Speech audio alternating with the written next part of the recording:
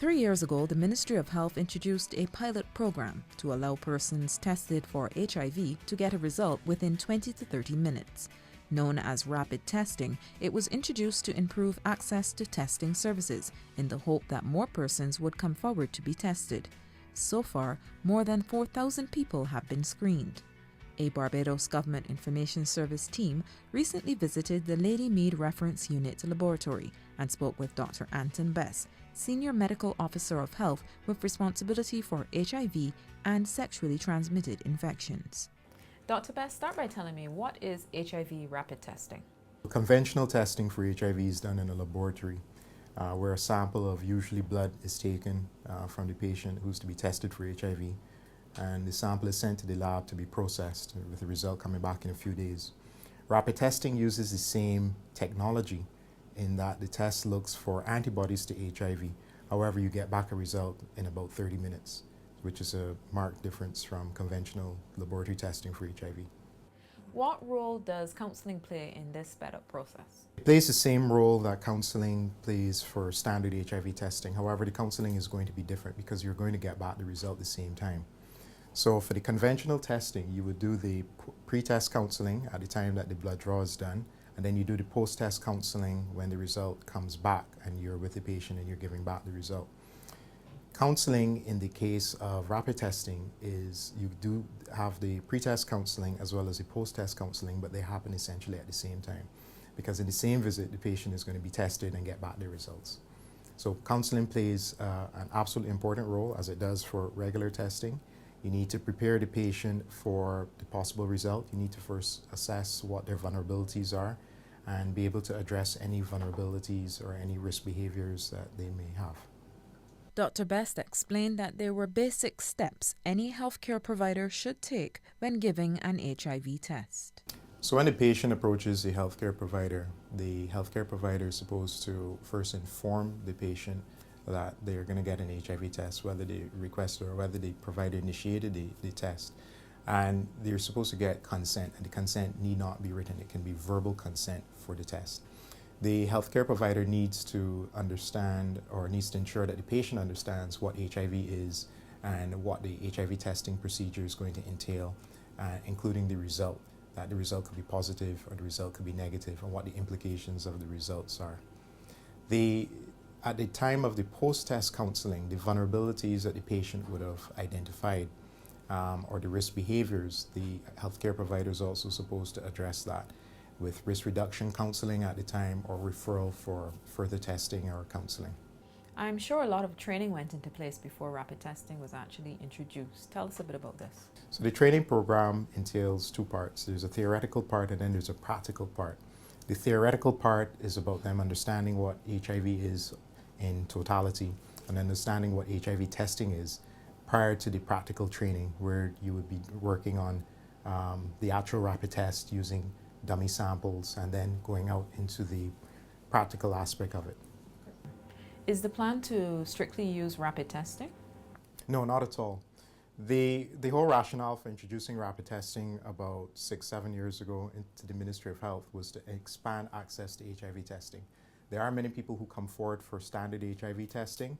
However, part of the rationale for introducing HIV rapid testing was to enhance the access. So there were going to be people who want to get the rapid test done as opposed to the conventional testing. Another aspect of the rationale for introducing rapid testing is a lot of people who get well, not a lot, but some people who get the conventional test don't actually come back for the result. It's a very small proportion, but nevertheless, there are those persons who don't come back for their actual result. So you are hoping to get more people to be tested for HIV. You have to take into consideration that the HIV testing process is in itself prevention intervention, where risk behaviors are identified, vulnerabilities within that person are identified and can be addressed through various means.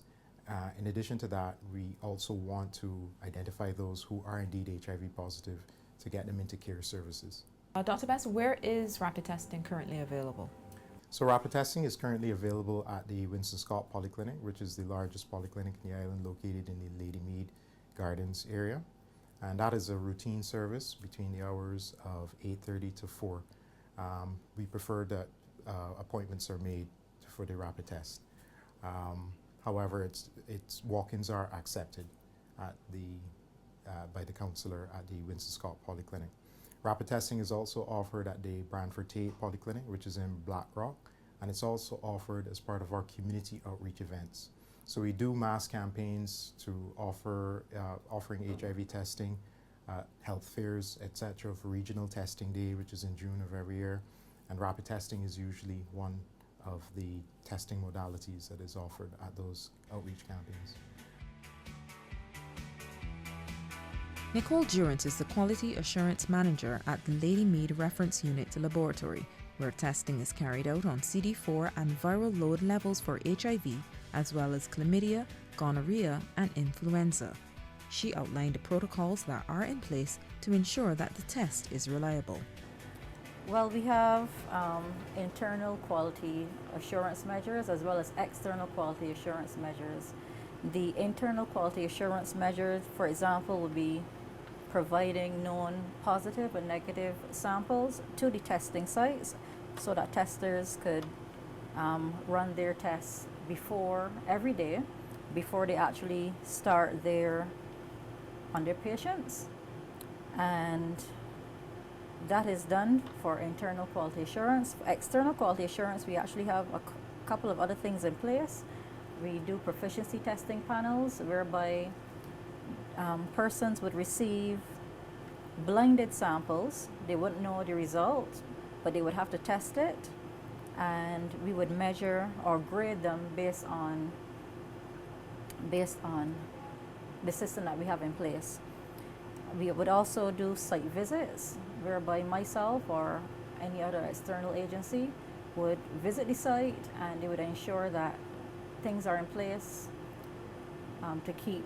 There's actually a standardized tool that we use, which we would grade as well, so that we could tell how the site is functioning. And because we're in a pilot phase, we also do what is called retesting. And retesting is where the blood sample, in addition to the rapid test, a blood sample is taken and it is sent to the Queen Elizabeth Hospital for the routine testing, and then we do a comparison of results, and that would tell us exactly, whether or not we are doing well. If they're discordant results, then if they are discordant results, we would have to do investigations and so forth. How have we been doing in terms of our reliability? We're actually doing very well. Results are around the 100% mark, and that's where we like to keep it. And to ensure that it stays that way, we would do annual trainings, recertifications, along with new trainings, and the external quality assurance aspect of the project would ensure that all the sites and all the testers are kept at the highest standards. Tell me about the quality assurance process. What are you doing here? These are the DTS samples, which we use for quality, our internal quality control. And if you look at the bottom, you'll just see a little green pellet. And this is a negative, positive control. So what would happen is that we would reconstitute this little pellet. We're going to use a buffer, which is just a liquid. And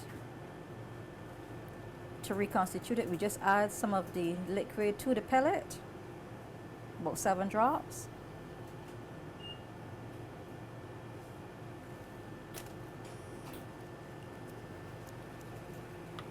We then tap to mix.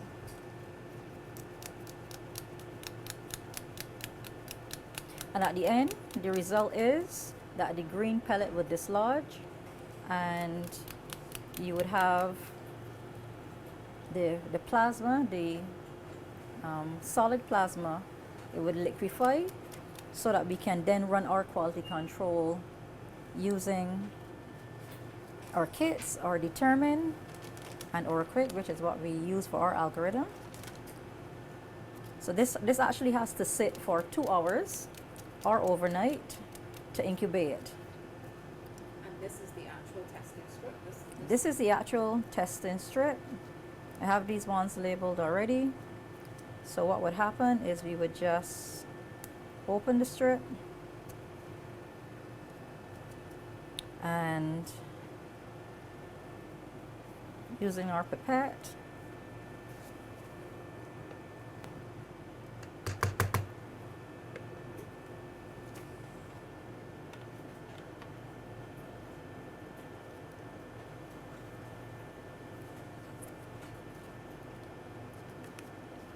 have to make sure it's giving the right measurements, and we would just take up the specified volume, which is 50 microliters, and we would add it to the strip. And because this one is not whole blood, we don't need to add anything else. If this were the actual rapid test that we were using, then we would have to add something called chase buffer, which would saturate the pad and allow the cells to flow up. And once that starts to run, we just put it one side and we time it for 20 minutes.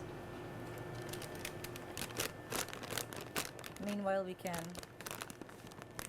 utilize our OR Quick. We use the Determine and the OR Quick in what we call a parallel method. And that just means that we run both tests together and we use that result as one result, as opposed to in some countries whereby they might use the Determine, whatever result you get from Determine would then determine or decide the next step. But we use both at the same time, and that will determine our result. I then headed to the Branford Tate Polyclinic in Black Rock, one of the public sector facilities that offers rapid HIV testing, to see how the test was administered.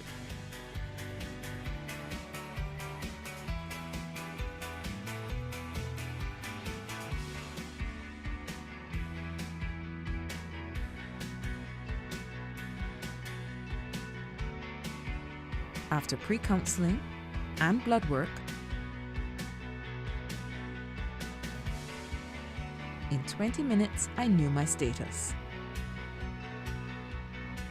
And after post-counseling, I was advised how I could stay negative. Do you know your HIV status? With HIV rapid testing, you can in just 20 minutes.